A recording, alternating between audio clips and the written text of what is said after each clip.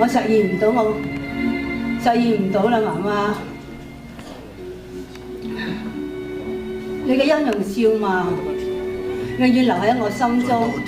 最記得咧，使我難忘嘅就係影我呢一生嘅就係，當經濟困難嘅時候，我哋仲係要食粥，喺飯堂度攞啲飯翻嚟。我記得當時大姐姐、二姐姐咧已經咧係離開咗屋企，我係第三，帶住妹妹兩個細佬，我放學翻嚟係幫手去食堂度攞飯嘅。